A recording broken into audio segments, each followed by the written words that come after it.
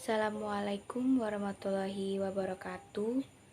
Kenalkan, nama saya Mutiara Ataya Salsabila dengan NIM H1B1200091 akan menjelaskan materi 3 sebelum UTS, yaitu tentang memahami konsep dasar demokrasi. Sebelum masuk ke dalam materi, akan lebih baiknya saya akan menjelaskan terlebih dahulu tentang demokrasi. Demokrasi adalah bentuk pemerintahan di mana semua warga negaranya memiliki hak yang sama untuk pengambilan keputusan yang dapat mengubah hidup mereka. Demokrasi mengizinkan warga negara ikut serta, baik secara langsung atau melalui perwakilan dalam perumusan, pengembangan, dan pembuatan hukum. Demokrasi mencakup kondisi sosial, ekonomi, dan budaya yang memungkinkan adanya praktik kebebasan politik secara bebas dan setara. Demokrasi juga merupakan seperangkat gagasan dan prinsip tentang kebebasan beserta praktik dan prosedurnya. Demokrasi mengandung makna penghargaan terhadap harkat dan martabat manusia. Baiklah, saatnya masuk ke dalam konsep dasar demokrasi. Kata demokrasi berasal dari bahasa Yunani, yaitu demokratia, kekuasaan rakyat, yang terbentuk dari demos, yaitu rakyat, dan kratos, artinya kekuatan atau kekuasaan.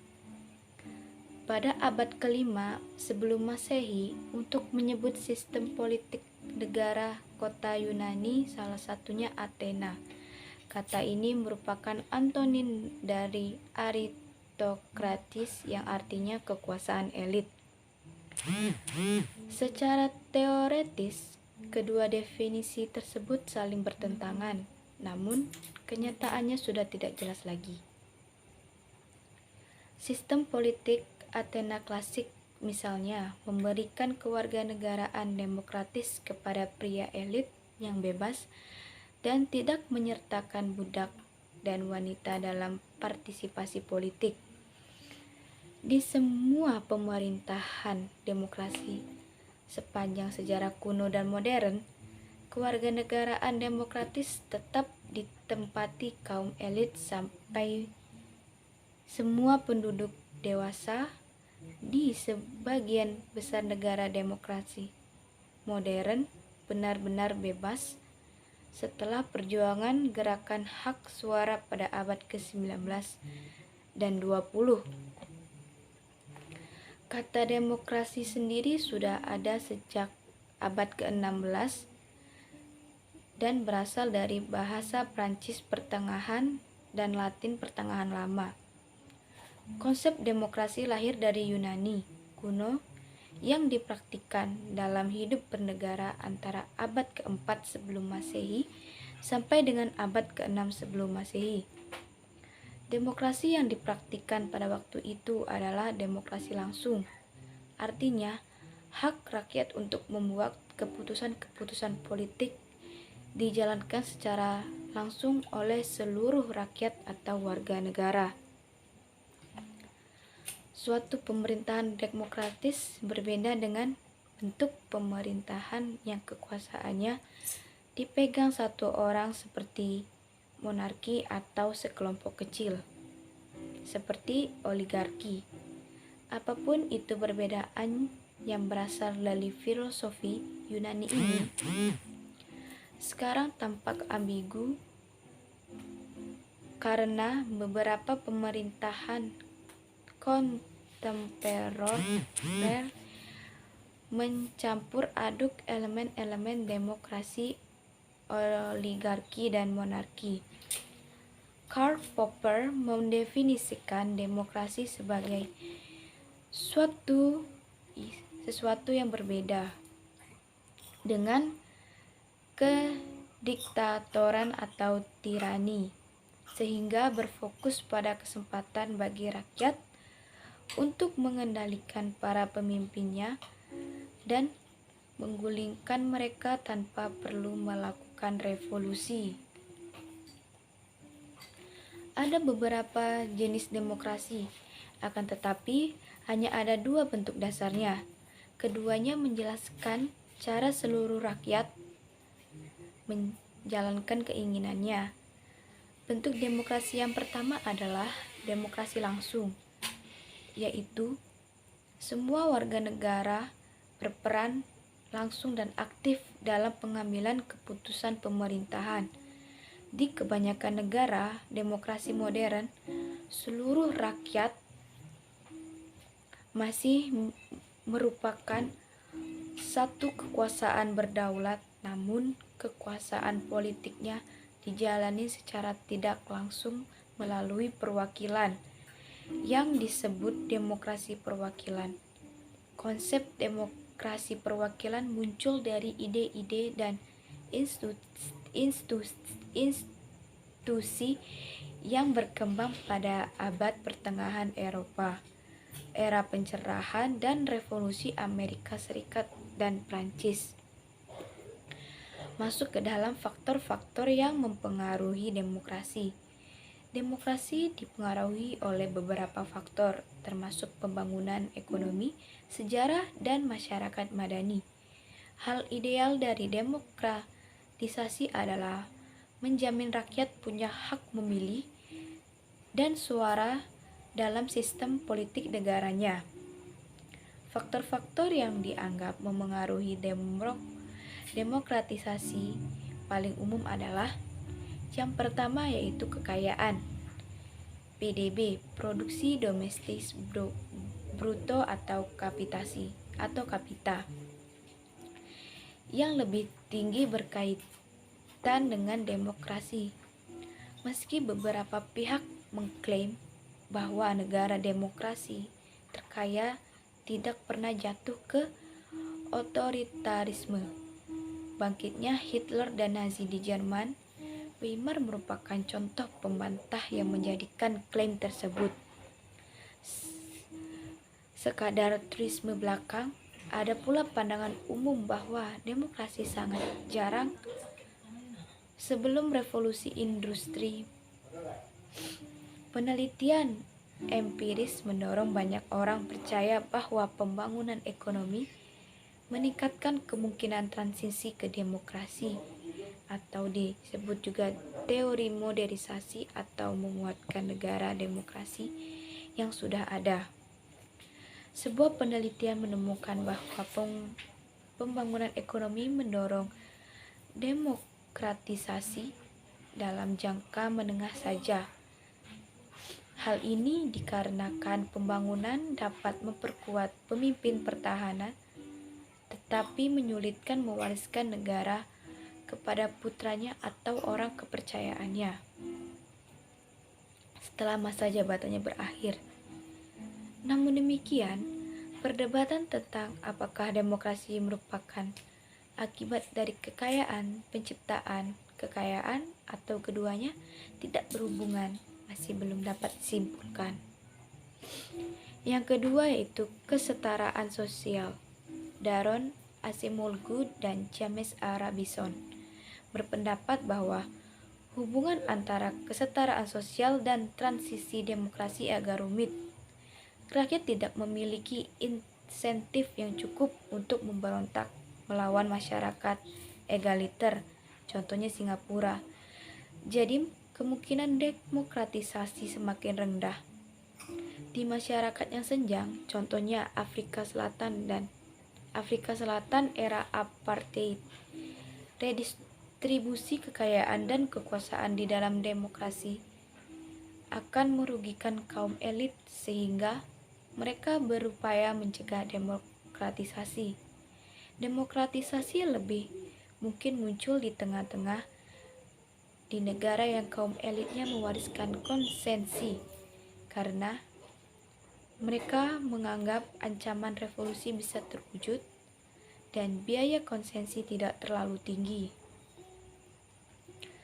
Perkiraan ini sesuai dengan penelitian empiris yang menunjukkan bahwa demokrasi lebih stabil di negara-negara yang masyarakatnya egaliter. atau setara. Yang ketiga, budaya. Sejumlah pihak mengklaim bahwa kebudayaan tertentu lebih mudah menerima nilai demokrasi ketimbang kebudayaan lainnya. Pandangan ini mungkin etnotentris. Biasanya budaya barat yang dinilai lebih layak menikmati demokrasi, sedangkan kebudayaan lainnya dinilai memiliki nilai-nilai yang membuat demokrasi sulit terwujud atau tak diinginkan. Pendapat ini kadang dipakai oleh rezim-rezim non-demokrasi untuk membenarkan kegagalannya. Penerapan reformasi demokrasi di era modern, ada banyak negara demokrasi non-barat, misalnya India, Jepang, Indonesia, Namibia, Botswana, Taiwan, dan Korea Selatan. Keempat, intervensi asing. Negara-negara demokrasi umumnya pernah mengalami intervensi militer. Contohnya Jepang dan Jerman pasca Perang Dunia II. Pada kasus lain, dekolonisasi kadang mendorong terbentuknya demokrasi yang digantikan oleh rezim otoriter. Di Amerika Serikat, setelah Perang Saudara, mantan budak tidak mendapat hak pilih menurut hukum Jim Crow. Setelah era Rekonstruksi Amerika Serikat, setelah sekian puluh tahun demokrasi di Amerika Serikat dirombak oleh organisasi sipil, Gerakan Hak Sipil Amerika Serikat, Amerika Afrika, dan militer Amerika Serikat. Selanjutnya masuk ke dalam prinsip demokrasi. Negara disebut demokrasi bila ada civil society, masyarakat sipil. Baiklah, selanjutnya kita masuk ke dalam prinsip demokrasi. Negara disebut demokratis bila ada masyarakat sipil yang membatasi dan memperkuat kekuasaan negara. Masyarakat demokratis jika negara mendapatkan persetujuan masyarakat sipil dalam membuat dan mengimplementasikan kebijakan-kebijakannya. Sebaliknya, masyarakat sipil juga memerlukan negara yang efektif dalam melaksanakan kebijakan-kebijakannya. Oleh karena itu, di negara demokratis, kualitas negara tergantung kepada kualitas dari masyarakat sipilnya, demikian juga sebaliknya. Masuk ke dalam prinsip-prinsip demokrasi. Prinsip demokrasi dan prasyarat dari berdirinya negara demokrasi telah terakomodasi dalam Konstitusi Negara Kesatuan Republik Indonesia. Prinsip-prinsip demokrasi dapat ditinjau dari pendapat Al-Maududi yang kemudian dikenal dengan Soko Guru Demokrasi. Menurutnya, prinsip-prinsip demokrasi adalah: yang pertama ada kedaulatan rakyat, yang kedua pemerintahan berdasarkan persetujuan dari yang diperintah, yang ketiga kekuasaan mayoritas, yang keempat hak-hak minoritas, yang kelima jaminan hak asasi manusia, yang keenam pemilihan yang bebas, adil, dan jujur, yang ketujuh persamaan di depan hukum, yang kedelapan proses hukum yang wajar, kesembilan pembatasan pemerintah secara konstitusional, ke-10 pluralisme sosial, ekonomi, dan politik, yang terakhir nilai-nilai toleransi, pragmatisme, kerjasama, dan mufakat. Demokrasi sebagai sistem politik saat ini dianut oleh sebagian negara di dunia. Negara-negara yang menganut demokrasi memiliki prinsip-prinsip yang berbeda dengan sistem yang lain. Henry Bertram Mayo dalam An Introduction to Democratic Theory 1960 mengungkapkan prinsip-prinsip demokrasi yang akan mewujudkan suatu sistem politik yang demokratis. Berikut ini prinsip-prinsip demokrasi tersebut: menyelesaikan perselisihan dengan damai, dan secara melembaga, menjamin terselenggaranya perubahan secara damai dalam suatu masyarakat yang sedang berubah, menyelenggarakan pergantian pemimpin secara teratur, membatasi pemakaian kekerasan sampai minimum, mengakui serta menganggap wajar adanya keanekaragaman, menjamin tegaknya keadilan. Asas pokok demokrasi. Gagasan pokok atau gagasan dasar suatu pemerintahan demokrasi adalah pengakuan hakikat manusia, yaitu pada dasarnya manusia mempunyai kemampuan yang sama dalam hubungan sosial. Berdasarkan gagasan-gagasan tersebut, terdapat dua asas pokok demokrasi, yaitu pengakuan partisipasi rakyat dalam pemerintahan, misalnya pemilihan wakil-wakil rakyat untuk lembaga perwakilan rakyat secara umum, bebas, langsung, rahasia, serta jujur dan adil. Dan pengakuan hakikat dan martabat manusia, misalnya adanya tindakan pemerintah untuk melindungi hak-hak asasi manusia demi kepentingan bersama. Ciri-ciri pemerintahan demokratis dalam perkembangannya. Demokratis menjadi suatu tatanan yang diterima dan dipakai oleh hampir seluruh negara di dunia. Ciri-ciri suatu pemerintahan demokrasi adalah sebagai berikut. Pertama, adanya keterlibatan warga negara dalam mengambil keputusan politik baik langsung maupun tidak langsung. Yang kedua, adanya pengakuan, penghargaan, dan perlindungan terhadap hak-hak asasi manusia. Yang ketiga, adanya persamaan hak bagi seluruh rakyat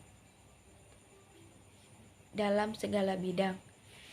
Yang keempat, adanya lembaga peradilan dan kekuasaan kehakiman yang independen sebagai alat penegak hukum. Yang kelima, adanya kebebasan dan kemerdekaan bagi seluruh warga negara.